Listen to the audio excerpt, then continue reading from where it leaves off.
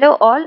இன்னைக்கு வந்து நம்ம கன்வென்ஷன் சீரீஸில் பார்க்க போகிறது வந்து கார்டஜினா புரோட்டோகால் பற்றி பார்க்க போகிறோம். ஸோ ஆல்ரெடி வந்து நான் உங்களுக்கு பயாலஜிக்கல் டைவர்சிட்டி கன்வென்ஷன் பற்றி வீடியோ போட்டிருக்கேன். அதை நீங்கள் இன்னும் பார்க்கலன்னா கீழே டிஸ்கிரிப்ஷன் பாக்ஸில் லிங்க் இருக்குது, அங்கே கிளிக் பண்ணி பார்க்கலாம். இப்போ டாபிக் போகலாம்.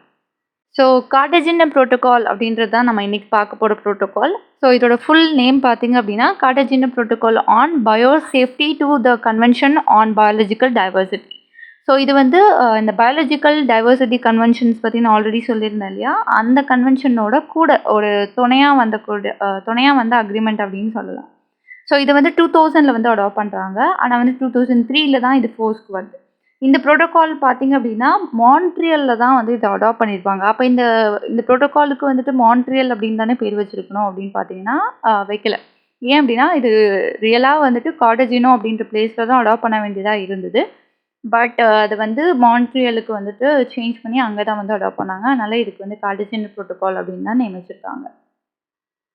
உங்களுக்கு ஒரு புரோட்டோகால் அண்ட் கன்வென்ஷன் இதுக்குள்ள டிஃப்ரென்ஸ் என்ன அப்படின்னு பார்த்தீங்கன்னா, கன்வென்ஷன் அப்படின்றது வந்து ஒரு ஃப்ரேம் ஒர்க் தான் கொடுக்கும். ஸோ இதை வந்து பண்ணுங்க, அப்போ வந்து இதுலேருந்து வந்து நம்ம டேக்கிள் பண்ணி வெளியில் வந்துடலான்னு ஒரு ஃப்ரேம் ஒர்க் மட்டும் தான் கொடுக்கும். பட் புரோட்டோகால் அப்படின்றது வந்து அதை செய்ய வைக்கும். ஸோ அதுக்கான டார்கெட்ஸ் அப்படின்றது எல்லாத்தையும் வந்து இந்த புரோட்டோகாலில் தான் வந்து சொல்லுவாங்க.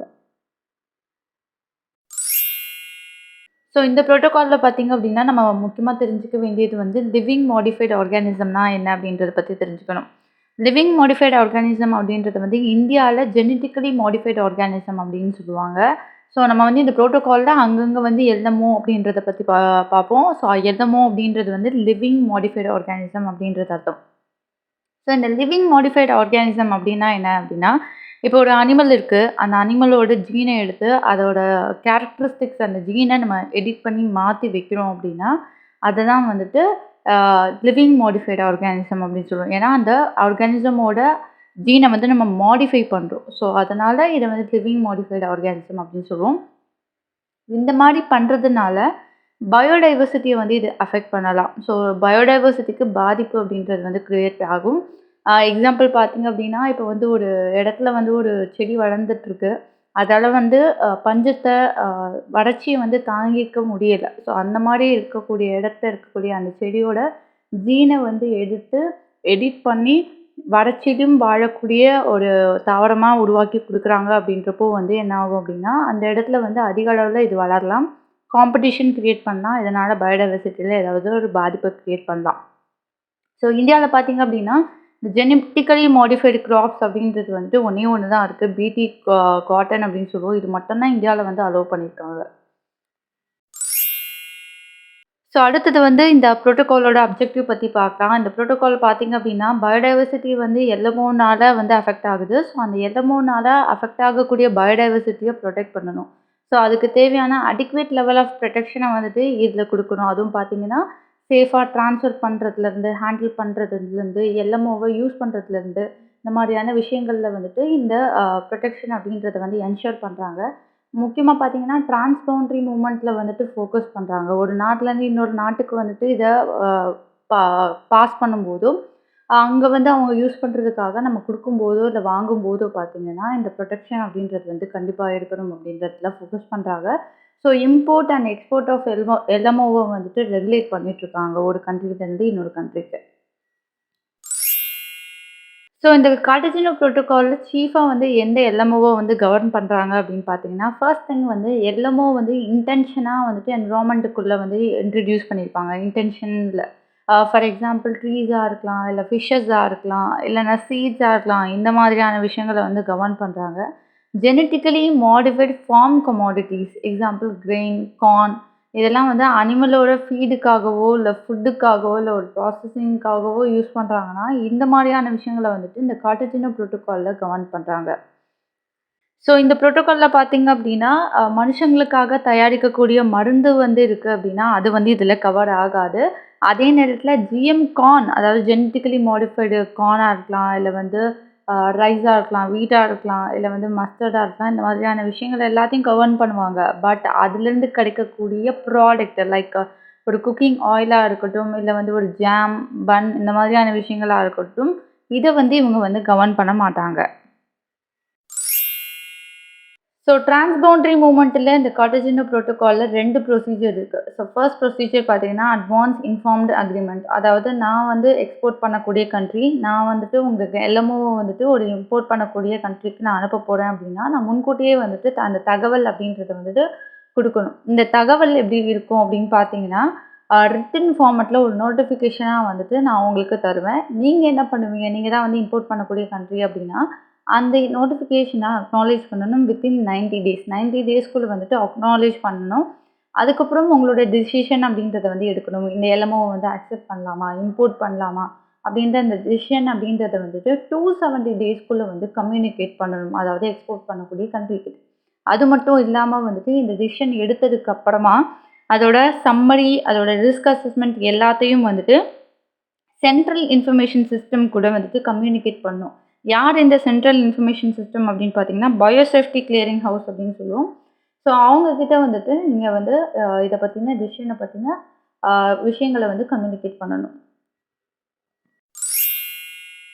ஸோ அடுத்தது வந்து எல்எம்ஓ ஓட food or feed or processing. அதாவது சில எல்எம்ஓஸை வந்துட்டு ஃபுட்டுக்காக, ஃபீடுக்காக, ப்ராசஸிங்காக யூஸ் பண்ணுவோம் இல்லையா? ஸோ அந்த எல்எம்ஓ வந்து பார்த்திங்க அப்படின்னா, அதோட ரிஸ்க் அசஸ்மெண்ட் எல்லாத்தையும் எடுத்து பயோசேஃப்டி கிளியரிங் ஹவுஸ் மூலமாக வந்துட்டு பப்ளிக்காகவே வந்துட்டு அதை வந்து வச்சுருவாங்க. ஸோ இதில் வந்து இந்த மாதிரியான ரிஸ்கஸ்லாம் இருக்குது அப்படின்ற மாதிரி டிசிஷன், அதோட ரெலவெண்ட் இன்ஃபர்மேஷன் எல்லாத்தையும் வந்துட்டு என்ன பண்ணுவாங்கன்னா, மார்க்கெட்டில் பப்ளிக்காக தெரிகிற மாதிரியே வைப்பாங்க. ஸோ அந்த ப்ரொசீஜர் தான் இது. ஸோ இதில் வந்து இந்த பயோசேஃப்டி கிளியரிங் ஹவுஸ் அப்படின்றது என்ன அப்படின்னு தெரிஞ்சுக்கலாம். ஸோ இந்த பயோசேஃப்டி கிளியரிங் ஹவுஸ் அப்படின்றது பார்த்தீங்கன்னா, ஒரு இன்ஃபர்மேஷனை ஷேர் பண்ணக்கூடிய மெக்கானிசம் அப்படின்னு சொல்லலாம். ஸோ டெக்னிக்கலான, சயின்டிஃபிக்கான, லீகல் இன்ஃபர்மேஷன் எல்லாமே பார்த்தீங்கன்னா இவங்க கிட்ட இருக்கும். இந்த கார்டேஜினா ப்ரோட்டோகாலுக்கு கீழே தான் வந்து இதை வந்து செட் பண்ணியிருப்பாங்க. ஸோ எல்எம்ஓ பற்றின இன்ஃபர்மேஷன் அப்படின்றது வந்துட்டு நிறைய கண்ட்ரீஸ்க்கு தேவைப்படும். ஸோ அப்போ அந்த கண்ட்ரீஸ்க்கு தேவையான இன்ஃபர்மேஷனை வந்துட்டு இவங்க தான் வந்துட்டு எக்ஸ்சேஞ்ச் பண்ணுறதுக்கு ரொம்ப ஹெல்ப்ஃபுல்லாக இருப்பாங்க. ஸோ இவங்க வந்துட்டு இந்த கார்டேஜினா ப்ரோட்டோகாலை வந்துட்டு இம்ப்ளிமெண்ட் பண்ணுறதுல நிறைய கண்ட்ரீஸ்க்கு வந்து ஹெல்ப் பண்ணிகிட்ருக்காங்க. ஸோ இதோட ஷிப்மெண்ட் ப்ராசஸ் எப்படி இருக்கும் அப்படின்னா, டாக்குமெண்டேஷன் வந்துட்டு இதில் இருக்கும். எப்படி வந்து இந்த எல்எம்ஓ வந்துட்டு எப்படி சேஃபாக ஹேண்டில் பண்ணணும், ஸ்டோர் பண்ணணும், எப்படி ட்ரான்ஸ்போர்ட் பண்ணணும், எப்படி யூஸ் பண்ணணும் அப்படின்ற எல்லா விஷயத்தையும் வந்து இதில் ஸ்பெசிஃபை பண்ணியிருப்பாங்க. அது மட்டும் இல்லாமல் யார் வந்து இதை வந்து எக்ஸ்போர்ட் பண்ணுறாங்களோ அவங்களோட கான்டாக்ட் டீட்டெயில் இன்ஃபர்மேஷன் பற்றியும் வந்துட்டு இந்த ஷிப்மெண்ட் ப்ராசஸில் வந்து இருக்கும்.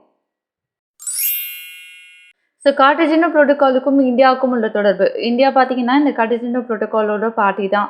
ஸோ 2003லேயே வந்து இது ராட்டிஃபை பண்ணிட்டாங்க. ஸோ நோடல் ஏஜென்சி பார்த்தீங்க அப்படின்னா காம்பிட்டன்ட் நேஷனல் அத்தாரிட்டி அப்படின்னு சொல்லுவோம். இவங்க தான் வந்து இந்த ப்ரோட்டோகாலை வந்து இம்ப்ளிமெண்ட் பண்ணிகிட்ருக்காங்க. இவங்க ministry of environment, forest, climate change கீழே வந்து ஒர்க் பண்ணிகிட்ருக்காங்க.